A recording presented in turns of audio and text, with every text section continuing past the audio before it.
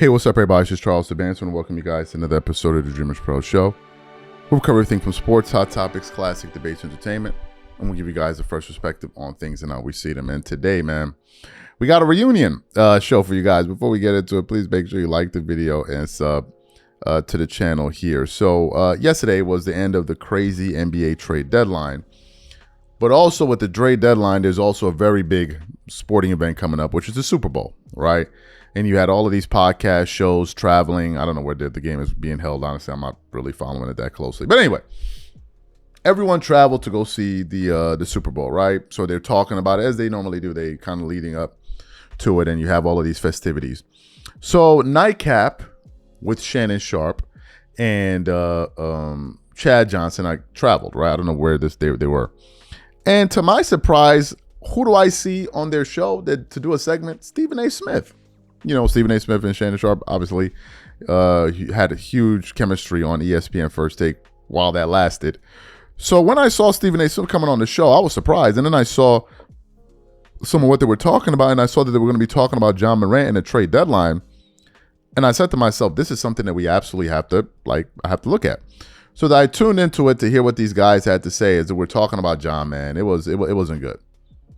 It wasn't good, man. They absolutely ripped into him. Not me, it wasn't so bad, but they were just like, bro, this is not looking good, man. And something has to happen. But before we even get into what these guys had to say, today's video is brought to you by our sponsor, PrizePicks. PrizePicks is America's #1 daily fantasy sports with over 10 million members. PrizePicks makes it easy to get real money action on the sports and players you love. You pick more or less on at least 2 for a shot to win up to 100 times your cash. For example, this week I'm really looking forward to some of these upcoming games. This week I'm picking Stephen Curry for more than 29 points. I'm picking Kevin Durant for more than 27 points. I'm picking Giannis Antetokounmpo for more than 12 rebounds. And I'm picking Luka Doncic for more than 8 assists. If you're like me, and you like to play safe, you'll love PrizePicks' new feature, Flex Plays. It's the safest way to play. You can still cash out even if your lineup isn't perfect. Plus, you can double your money even if one of your picks doesn't hit. On top of this, PrizePicks puts their members first, so all withdrawals are fast, safe, and secure. When my picks hit, I can get my money as quick as in 15 minutes. So download the PrizePicks app today and use code CLNS to get $50 instantly when you play $5. That's code CLNS on PrizePicks to get $50 instantly when you play $5. You don't even need to win to receive the $50 bonus. It's guaranteed. And remember, whenever you support this sponsor, you're supporting this channel. Thank you. All right, so what we want to do now is we want to play what Stephen A. Smith had to say on Shannon Sharpe's show here, and then we're going to come back and continue on the show. Take a listen to what he had to say here. In the case of Ja Morant, here's my problem.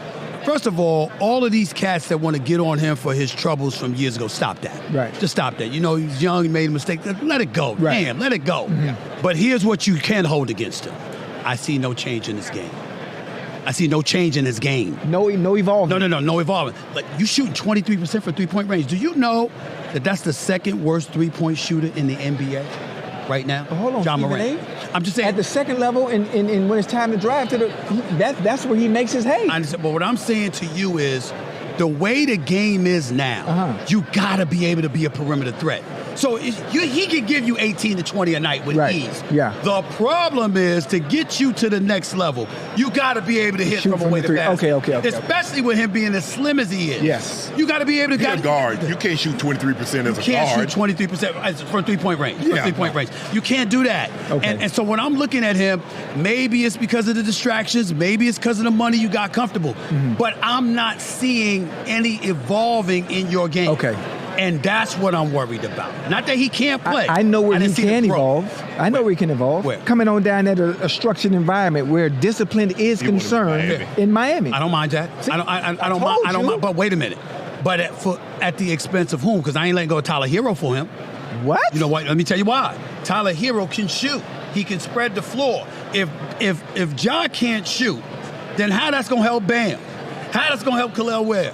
How that's going to help these other cats? You need to have somebody that can shoot from the outside to keep you honest, so when you come out there to defend them, it gives your bigs some space. You can't have a cat that's got to go to the hole. Listen, Remember when Ben Simmons was playing? Yes. This is an all-time play. I'll never forget as long as I live. Carmelo Anthony is guarding Ben Simmons. And then it's like a light bulb flashes. He said, what the hell am I doing? And turned his back to Ben Simmons and sprinted to the paint. He said, what am I guarding him out there for? He'll never shoot that. Okay. Yeah. You see what I'm saying? Yeah. If you do, he ain't gonna make it. You gotta make somebody respect you enough to guard you away from the basket. Okay. Excellent. So you heard what they had to say. What are my thoughts about this, man? First of all, pretty good to see these guys back together, like an old reunion or whatever.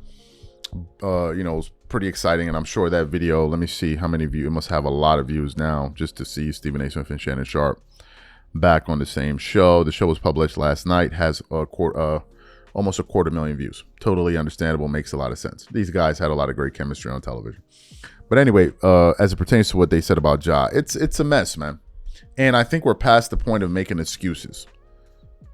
I think we're past the point of making excuses. Oh, cut him some slack. And no, we're beyond cutting slack. Now it's time to cut ass, right? Like we gotta keep it a bean. Son is I don't understand, and it's all self-inflicted here. This is a self-inflicted wound.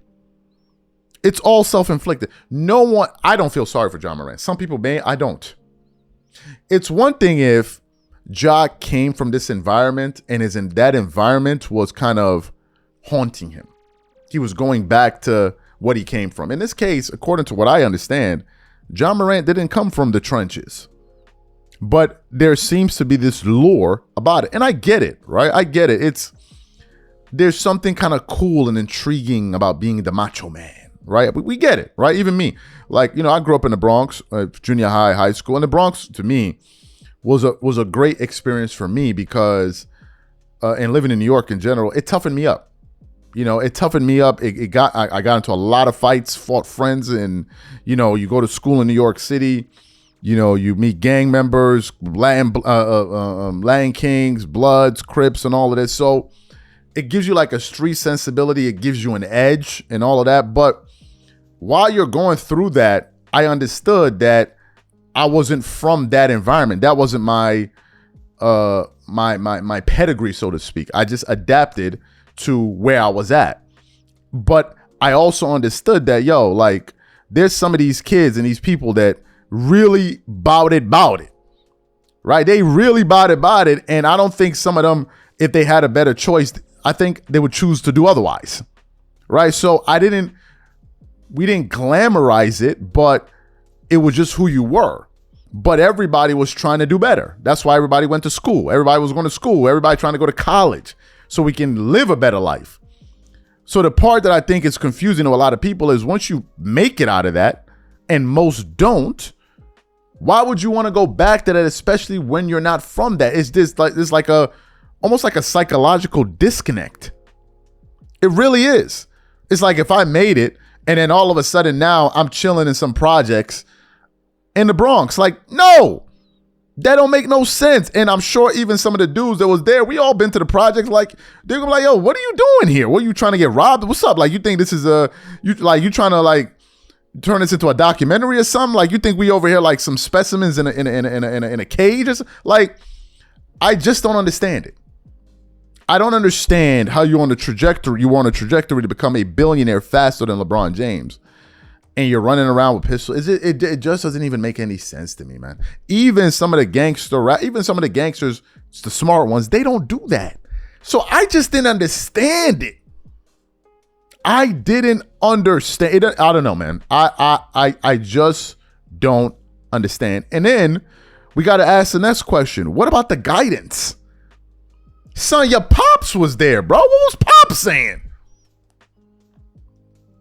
What was Pop saying? It'd be unbelievable to me. Pops is there. Yo, I blame that on the Pops. If you as a father, you are around in your children's life and they just acting a fool, bro, we looking at you, man. And then we also looking at the kid too, like, yo, I don't understand, man. I don't understand. And now you see why some parents are not friends with their kid, because then the lines are blurred.